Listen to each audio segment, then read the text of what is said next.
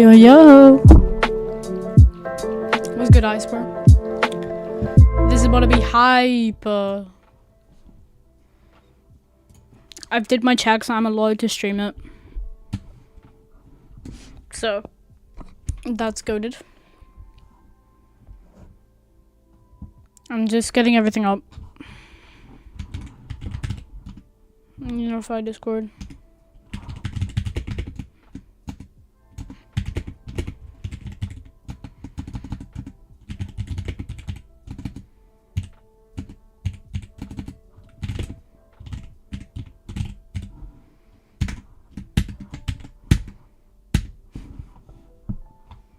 Okay, to send. And you get other things up. And then I have something on my phone for an overlay. Alexa, good night. Okay. I'm actually hyped. Died. What you mean?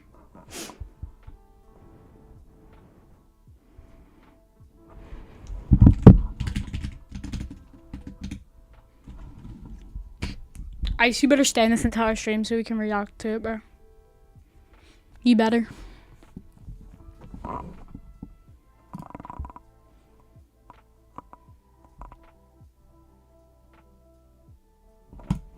Okay. I have like some like cool stuff about the Artemis crew, which I want to put as an overlay. Cause it's kind of cool. Alright.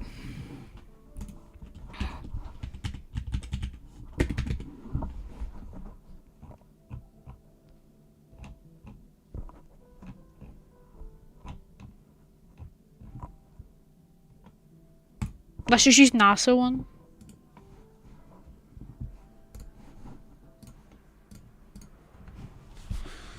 Oh my gosh, we're closing the chat. Crowd has grown.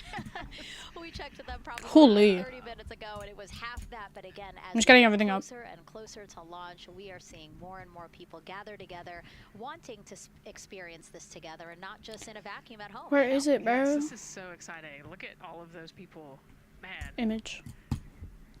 And now here we are back in Seattle, the Museum of Flight. Again, people gathered there to show their kid. We see someone walking in the second row there. His first crewed launch to the moon. How exciting. That is exciting. Hello, everyone. Woo. Oh, that's so great. And now let's get you up to speed on what's happened so far. Again, we are now within an hour hype. of the opening of our launch window. So what has been happening so far today? Well, a lot.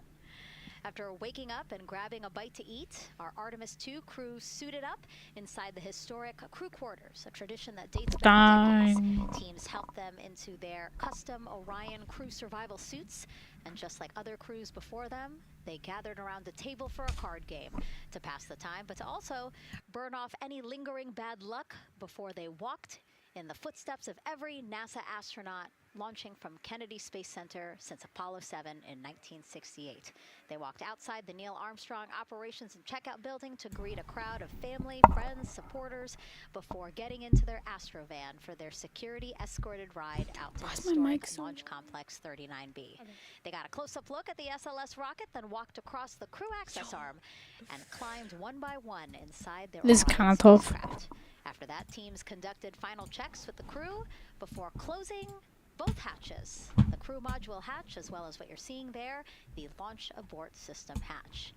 And now we are back live at the pad where the closeout crew is getting ready to leave the White Room. They are now tethered, Nicole, because they are about to move some pieces that connect the Orion spacecraft to the White Room, correct? Yes, there's kind of what I would call a shroud. You can see them working that there. So it is actually connected so that way the gap between the crew access arm and the crew module, and well, I guess that's the LAS there, is covered. But they're about to remove that so that the crew access arm is not connected to the rocket in any way so that it can retract here in the next few minutes. Is this And gonna for work? how we're looking with the launch countdown milestones, let's go to Daryl Nail in the Launch Control Center. All right, thank you very much, Megan. And as you can see there, the finishing touches, as you've been talking about, to the LAS, which brings me to that subject because we currently are hearing the launch team is working an issue that was reported out with the LAS. Oh no. There's an issue apparently with a battery on the LAS. The engineer who is in charge of the launch abort system sits on console here, reported that a temperature for one of the two LAS batteries is out of range, and although it's not a constraint for launch right now, it would be when that temperature is checked inside of T-minus 6 minutes, which is inside of terminal count. So right now the team is working some troubleshooting on this issue. Going to follow, of course, along closely with what they learn. But again, a battery temp for one of the two batteries on the LAS is out of spec, and the team is working to understand, first of all, whether or not this may be a sensor issue or is there an issue with the battery itself. So again, looking into it, troubleshooting. This is tough. As we speak.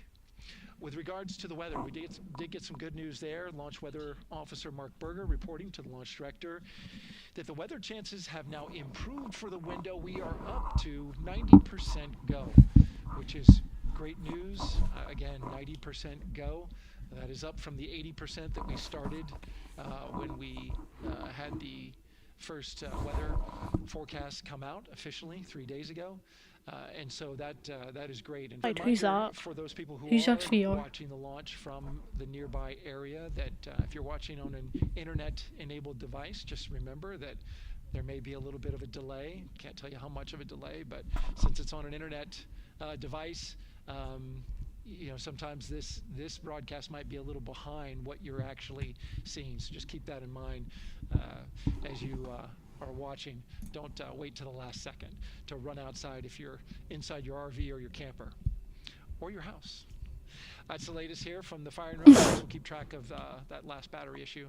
We'll send it back now to Megan. Yo,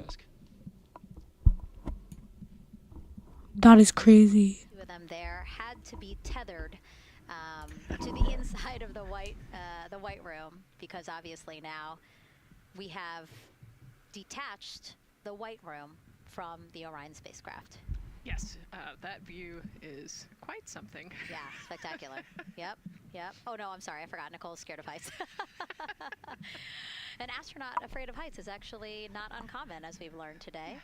But yes, so obviously, again, things proceeding as we march closer to the opening of our 2-hour launch window at 6:24 p.m. Eastern Time. Again, the closeout crew just finishing up those last couple of things they have to do before leaving the white room and then leaving the pad, leaving only the 4 Artemis II crew members inside the spacecraft by themselves at the pad. Yeah, and then we'll be curious to follow the battery issue on the LAS as well. I think sometimes it's just a sensor issue, sometimes it's a battery issue. So hopefully they figure that out quickly. And so if we can take a shot of the crew inside the capsule, if one's available, why don't we talk a little bit more about each of them? So we have Artemis II Commander Reed Wiseman, Baltimore native, and he's actually, you see his feet in that shot there from inside Orion. He's been in space once before as flight engineer for Expedition 41 aboard the International Space Station from May through November 2014. During the 165-day mission, Reed and his crewmates... Wait, are they going on the moon? They drive by.